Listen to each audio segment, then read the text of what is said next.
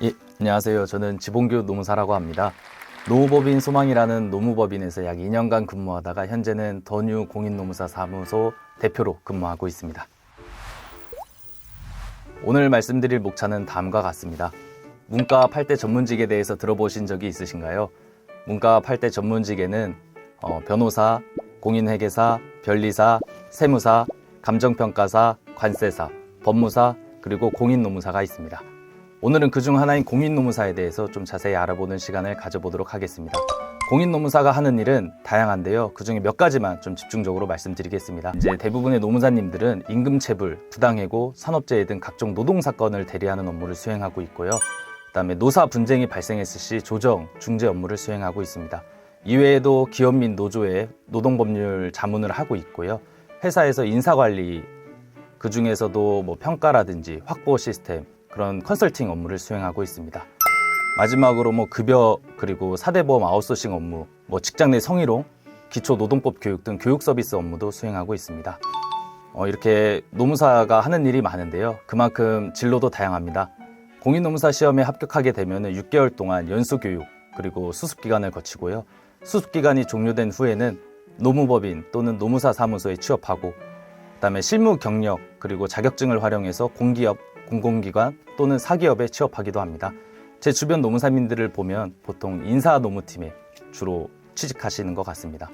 그리고 마지막으로 이제 저처럼 노무법인 또는 사기업에서 근무하시다가 그런 경험을 바탕으로 사무실을 개업하는 경우도 있습니다. 여러분들이 궁금해하실 만한 것들 중 하나가 이제 이 직업이 미래에도 계속 남아있을까라는 점입니다. 결론부터 말씀드리면 제 생각에는 이 직업은 오래오래 남아있을 것 같습니다. 왜냐하면 공인노무사의 사회적 필요성이 점차 증가하고 있기 때문인데요. 여러분도 잘 아시다시피 배달기사분들, 그리고 플랫폼 노동자 등 사회 변화에 따라서 다양한 형태의 근로자가 발생하기도 하고요. 근로시간, 최저임금 등 제도적 이슈가 지속적으로 발생하고 있습니다. 업무 환경도 되게 다양해지고 있어요. 예를 들어 요즘 같은 시대인 코로나 때문에 재택근무가 예전에 비해서 많이 늘어나고 있는 상황인데, 그럴 때 이제 노동법적인 이슈가 있을 때 그것들을 원만히 해결할 수 있는 직업이 바로 공인노무사입니다. 기업이 계속 존재하는 한 노사 간의 갈등이 발생할 수밖에 없는데, 그런 분쟁들을 잘 해결해 줄 수 있는 것도 바로 노무사입니다. 앞서 말씀드린 것처럼 노무사의 전망이 밝다고 말씀드렸는데, 노무사 시험 인원이 급격하게 증가하는 것에서도 그 인기를 확인할 수 있습니다. 그러면 이제 노무사가 어떻게 되는지 그 과정에 대해서 조금 설명을 드리도록 하겠습니다. 노무사 시험은 총 1차, 2차, 3차 시험을 전부 합격하셔야만 노무사 자격증을 취득할 수 있는데, 1차는 객관식이고 2차는 서술형, 3차는 면접입니다. 먼저 1차 시험에 대해서 말씀드리도록 하겠습니다. 1차 시험은 객관식이며 절대평가입니다.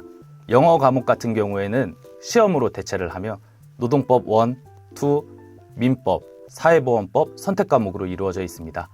총 500점 만점에 평균 60점을 넘으면 합격하게 되는데, 다만 꽈락 제도가 있어서 한 과목이라도 40점 밑으로 떨어지게 되면 불합격하게 됩니다. 노무사 시험에서는 2차 시험이 제일 중요하다고 할 수 있습니다. 가장 어렵기도 하고요.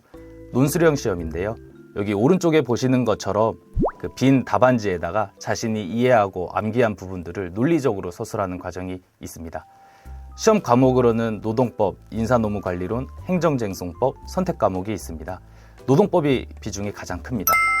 그리고 2차 시험은 한 300명 정도가 합격을 하게 되는데, 이 300등 안에 들기 위해서 엄청난 경쟁률을 뚫어야 하기 때문에 노력이 많이 필요합니다. 2차 시험을 합격하게 되면 마지막으로 3차 면접 시험이 있는데, 면접 시험에서는 노동 분야 전문가로서 요구되는 기본적 지식, 그다음에 개인의 윤리성, 자세 등에 대해서 간단한 것들을 물어보기 때문에 이것들에 대해서 답변을 잘 하신다면 무리 없이 합격하실 수 있으실 겁니다. 이제 노무사의 시험 과목이라든지 그런 절차들을 말씀드렸으니까 공부 방법에 대해서도 간략하게 말씀드리도록 하겠습니다. 일단 기본적으로 내용 이해를 해야 되잖아요. 노무사 시험 과목에 대해서. 그래서 대부분의 수험생들이 서울 신림동 고시촌에 있는 학원에 가서 실제 강의를 듣거나 집에서 학원 인강 또는 독서실에서 인강을 듣기도 하고요. 마지막으로 이제 학원에 의존하지 않고 혼자서 이제 독학하는 경우도 있습니다. 이제 어느 정도 내용이 이해가 되고 암기가 된 상황에서는 2차 시험이 논술형이기 때문에 실전 연습을 하기 위한 스터디들을 많이 진행합니다. 모의고사 스터디라든지 판례 등 암기 스터디를 진행하고요. 또는 그냥 간략히 선생님들이 다양하기 때문에 자료 교환을 위한 스터디도 하고 있습니다. 물론 독학하는 분들도 많고요. 그래서 여러분들의 성격에 맞춰서 그 공부 방법을 선택하시고 끝까지 밀고 나가시면 될 것 같습니다. 그리고 이제 좀 마지막으로 드리고 싶은 말씀이 있습니다. 학생분들도 그렇고 노무사 시험을 준비하기 위한 수험생분들한테도 항상 말씀드리는 건데, 자신의 의지를 믿기보다는 공부할 수밖에 없는 환경을 만들라고 좀 강조를 드리고 싶습니다. 개인의 의지는 그렇게 생각보다 오래 가지 못하는 것 같습니다. 저도 마찬가지고요. 그래서 이왕 공부하시기로 마음 먹으셨다면 공부를 조금 더 관심 있게 하는 친구분들을 많이 사귀시고, 그다음에 부정적인 말보다는 좀 긍정적인 말을 하는 그런 친구분들을 많이 사귀시길 바라겠습니다. 짧지만 어떻게 보면 좀 긴 내용 잘 들어주셔서 감사드리고, 제가 요즘에 태종 이방원이라는 드라마를 보는데 여기서 나온 대사가 가장 마음에 들어서 한번 넣어봤습니다. 어떤 일을 시작하시든 간에 망설이지 말고 지금 바로 시작하시게 되면 좋은 결과를 얻을 수 있을 것이라고 저는 믿어 의심치 않습니다. 항상 열심히 지금 바로 시작하시길 바라겠습니다.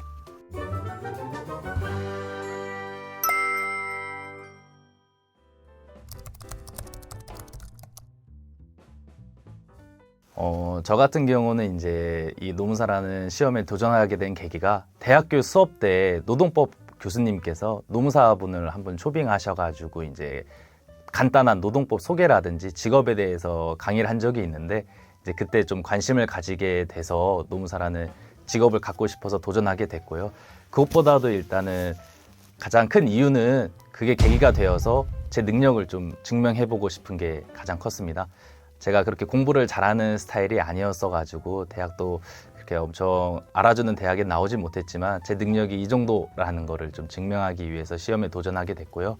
아까 말씀드렸다시피 여러 가지 전문 자격증이 있지만 그 중에서도 노무사를 선택하게 된 계기는 전망이 밝다고 느껴졌기 때문에 그 중에서도 노무사라는 직업을 선택하게 되었습니다. 그 변호사님들하고 가장 큰 차이점은, 변호사님들은 법원에 소송을 진행할 수가 있고요. 저희는 소송을 진행하지 못하고 행정부 차원에서 일을 처리하고 있습니다. 근데 다만 좀 노무사님들의 장점 또는 강점이라고 한다면, 변호사님들도 대단하시긴 하지만 저희는 이제 노동법 위주로 공부를 많이 하기 때문에 그쪽 분야에서는 조금 더 강점이 있다고 말씀드릴 수 있겠습니다. 저는 다른 노무사님들과 다르게 산업재해라는 좀 특수한 분야에서 일을 하고 있거든요. 이제 업무를 하시면서 다치거나 질병에 걸리거나 사망에 이르시게 되는 분들을 대리하는 업무를 하고 있거든요. 근데 가장 기억에 남는 사건이라 하면은 이제 좀 중소기업의 상무이사님이 계셨는데, 이제 그분 같은 경우에 사무직이기 때문에 객관적으로 어떤 그분의 과로라든지 업무적 스트레스를 증명하기가 되게 어려웠어요. 그래서 신청하기까지 시간도 되게 오래 걸렸는데, 가족분들도 많이 힘드셨겠지만 저를 믿어주시고 끝까지 도와주셔가지고 좋은 결과를 얻게 된 게 가장 기억에 남는 사건인 것 같습니다. 이외에도 이제 먼지가 많이 나오는 작업 환경이라든지 아니면 시끄러운 데서 일하시는 분들이 안 들리거나 폐 쪽에 질환이 많이 생기시는데, 그분들을 보게 되면은 제가 조금 더 도와드릴 수 있는 부분이 없을까라는 고민도 많이 하게 되고요. 그분들이 좀 건강을 되찾지 못하더라도 적절한 보상을 받을 수 있도록 그렇게 하고 싶습니다. 제가 노무사를 따게 돼서 가장 큰 장점은, 이제 제가 어떤 일을 하는지에 대해서 사람들한테 길게 표현할 필요가 없다는 점입니다. 그게 이제 전문 자격증의 가장 큰 장점이기도 한 것 같은데요.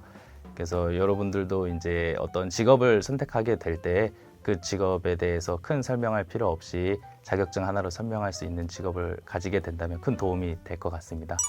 그리고 이제 단점이라기보다는 조금 힘든 부분 같은 경우에는, 이제 어떠한 상황에서든 사람들을 대하게 되는데 그때마다 엄청난 순발력을 발휘해서 그분들을 설득하고 그다음에 제 사람으로 만드는 게 가장 힘든 것 같습니다. 아까 말씀드렸다시피 노무사 시험 과목에 이제 법 과목하고 경영학 과목이 섞여 있어요. 그래서 법대라든지 경영대학 나오신 분들이 많이 쉽게 접할 수 있고요.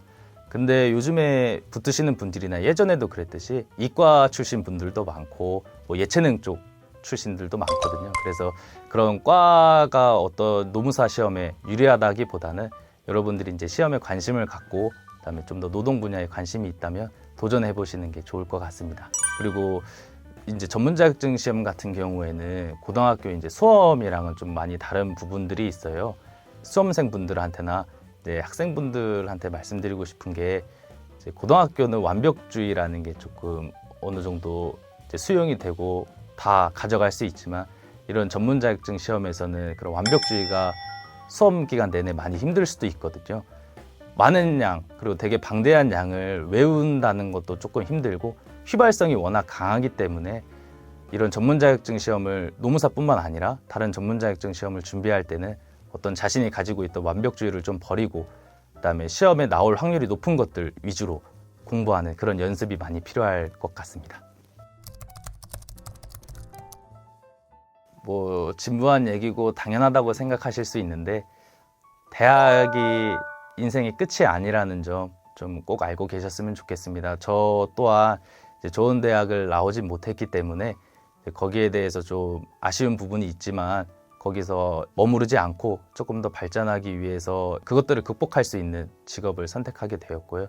그리고 이런 전문 자격증을 취득하게 되면은 대학을 물어보기보다는 이제 기수라든지 그다음에 어디 법인에 다니고 어떤 일을 하는지 그런 부분들이 훨씬 더 중요한 것 같습니다. 여러분들도 대학이 설령 열심히 했는데도 잘 들어가지 못했더라도 거기서 좌절하지 않고 머무르지 않고 조금 더 나아갈 수 있는 그런 진로를 조금 선택하시길 바라겠습니다. 청소년들의 꿈을 응원하겠습니다. 화이팅!